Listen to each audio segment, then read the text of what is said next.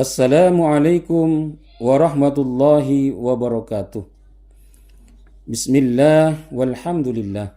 Wassalatu wassalamu ala rasulillah. Wa ala alihi wa ashabihi wa mawala. La hawla wa la quwata illa billahil aliyil azim. Amma ba'da. Mengawali podcast pada hari ini, saya mengajak para pemirsa sekalian, terutama kepada diri saya pribadi, untuk senantiasa berusaha meningkatkan ketakwaan dan keimanan kita kepada Allah Subhanahu wa Ta'ala, yaitu dengan menjalankan semua kewajiban dan menjauhkan diri dari segala yang dilarang dan diharamkan. Mudah-mudahan amal ibadah kita di bulan puasa ini senantiasa diterima oleh Allah Subhanahu wa Ta'ala. Para pemirsa sekalian, betapa banyak anjuran amal ibadah yang dianjurkan untuk umat Islam selama bulan Ramadan ini. Dari mulai amalan-amalan sunnah saat buka puasa dan sahur, tadarus Al-Quran, melaksanakan sholat tarawih, qiyamul lail, dan ibadah-ibadah yang lainnya. Salah satu anjuran utama yang terdapat pada bulan agung ini adalah bagaimana kita bisa meraih malam Lailatul Qadar. Allah Subhanahu wa Ta'ala berfirman, Bismillahirrahmanirrahim. Inna anzalnahu fi Lailatul Qadr. Wa ma adraka ma Lailatul Qadr. Lailatul Qadri khairum min alfi syahr. Tanazzalul malaikatu warruhu fiha biidzni rabbihim min kulli amr. Salamun hiya hatta matla'il fajr. Sesungguhnya kami telah menurunkannya Al-Quran pada malam Lailatul Qadar. Tahukah kamu apakah Lailatul Qadar itu? Lailatul Qadar itu lebih baik daripada 1000 bulan.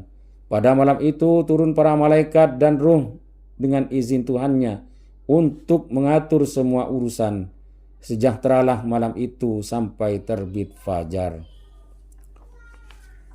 Para pemirsa rahimakumullah, berkaitan dengan ini, Imam Malik dalam kitab Al-Muwatta meriwayatkan satu hadis yang artinya, sesungguhnya Rasulullah SAW diperlihatkan umur-umur manusia sebelumnya yang relatif panjang sesuai dengan kehendak Allah, sampai akhirnya usia-usia umatnya semakin pendek sehingga mereka tidak bisa beramal lebih lama sebagaimana umat-umat sebelumnya.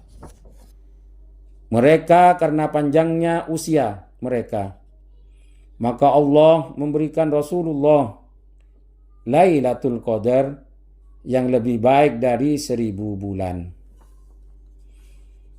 Para pemirsa rahimakumullah, hanya saja kepastian kapan malam agung ini terjadi belum ada yang bisa memastikan. Apakah di awal Ramadan, pertengahan Ramadan, atau di penghujung bulan ini. Jika kita umpamakan malam Lailatul Qadar bagaikan permata sangat indah yang tersimpan di tempat sangat tersembunyi, semua orang pasti menginginkannya, termasuk kita, tetapi hanya bisa memprediksi keberadaannya. Namun, dalam satu hadis terkait malam Lailatul Qadar, Rasulullah sallallahu alaihi wasallam bersabda, "Inna hadha syahra qad hadarakum wa fihi lailatun khairum min alfi syahrin. Man hurimaha faqad hurimal khaira kullahu wa la yuhramu khairaha illa mahrumun." Sesungguhnya bulan ini Ramadan telah datang kepada kalian. Di dalamnya terdapat satu malam yang lebih baik dari 1000 bulan. Siapa saja yang terhalangi dari meraihnya, sungguh ia telah terhalangi dari semua kebaikan. Dan tidak ada yang terhalangi darinya, kecuali orang yang memang terhalangi dari kebaikan. Hadis riwayat Ibnu Majah. Meskipun kedatangan malam Lailatul Qadar dirahasiakan, akan tetapi para ulama berusaha berijtihad untuk memprediksi kapan malam mulia tersebut datang. Kita bisa mengacu pada pendapat-pendapat para ulama. Kendati pada akhirnya kita juga berkesimpulan bahwa terjadinya malam Lailatul Qadar tetap terjadi dan menjadi misteri karena tidak bisa diprediksi ketepatannya 100%. Jika kita himpun, ada banyak sekali ragam prediksi para ulama tentang jatuhnya malam Lailatul Qadar. Imam Ibnu Hajar al-Asqalani menjelaskan setidaknya ada 45 pendapat terkait waktu terjadinya malam mulia ini. Hanya saja dari sekian pendapat yang ada, ia berkesimpulan bahwa argumen yang paling kuat adalah yang mengatakan terjadi pada tanggal-tanggal ganjil di bulan Ramadan. Sementara Imam Syafi'i lebih spesifik lagi berpendapat bahwa tanggal 21 dan 23 Ramadan lebih potensial terjadi malam Lailatul Qadar. Sedangkan mayoritas ulama termasuk Syekh Nizamuddin An-Naisaburi berpendapat pada tanggal 27 Ramadan. Para pemirsa podcast rahimakumullah.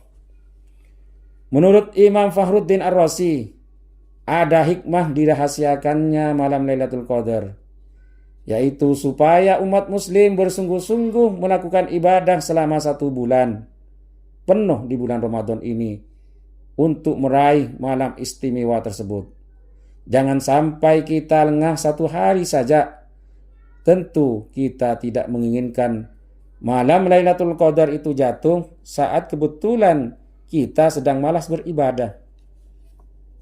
Senada dengan Imam Fakhruddin Ar-Razi, Syekh Nizamuddin An-Naisaburi berpendapat bahwa adanya hikmah dirahasiakannya malam Lailatul Qadar di antara malam-malam bulan Ramadan adalah seperti dirahasiakannya kematian dan datangnya hari kiamat, sehingga manusia dengan penuh sukacita menjalankan ibadah, lebih bersungguh-sungguh, tidak lalai, tidak bermalas-malasan, dan tidak lesu. Para pemirsa rahimakumullah, kendati malam Lailatul Qadar tidak bisa kita pastikan kapan terjadinya, selain mengikuti prediksi para ulama, kita juga bisa memprediksi kedatangan dengan mengamati kondisi alam yang terjadi. Berikut adalah beberapa ciri-ciri malam Lailatul Qadar dilihat dari gejala alam berdasarkan beberapa hadis Nabi sallallahu alaihi wasallam. Pada pagi harinya sinar matahari tidak terlalu panas dan cuaca terasa sejuk. Hal ini berdasarkan hadis riwayat Imam Muslim. Malam harinya langit terlihat bersih, tidak terdapat awan, suasana terasa tenang dan sunyi. Udara juga tidak dingin dan tidak pula panas. Dan juga ada hadis yang mengatakan Lailatul Qadar adalah malam yang penuh kemudahan dan kebaikan. Tidak begitu panas, juga tidak begitu dingin. Pada pagi hari matahari bersinar tidak begitu cerah dan tanpa kemirah-mirahan. Hadis riwayat Al-Baihaqi. Para pemirsa podcast rahimakumullah, hanya saja prediksi berdasarkan gejala alam ini tidak bisa dijadikan acuan untuk bisa meraih malam Lailatul Qadar.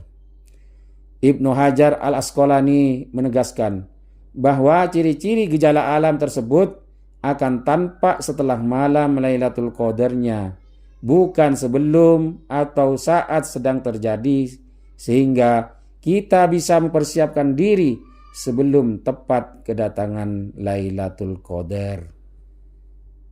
Pada akhirnya, kita berkesimpulan bahwa malam Lailatul Qadar tidak bisa diprediksi kapan tepatnya. Kita hanya bisa berusaha dan berikhtiar dengan memperbanyak ibadah selama 1 bulan penuh di bulan Ramadan ini dengan harapan bisa meraih malam istimewa ini, yaitu malam Lailatul Qadar. Demikianlah podcast singkat yang bisa saya sampaikan. Semoga Ramadan tahun ini dan tahun-tahun yang akan datang kita diberi kesempatan oleh Allah Subhanahu wa taala untuk meraih malam yang lebih utama dari 1000 bulan, yaitu malam Lailatul Qadar. Akhirnya atas segala kelebihan dan kekurangan saya mohon maaf. Wal afu minkum wallahul muwafiq ila aqwamit thoriq. Billahi fi sabilil haq fastabiqul khairat. Wassalamu alaikum warahmatullahi wabarakatuh.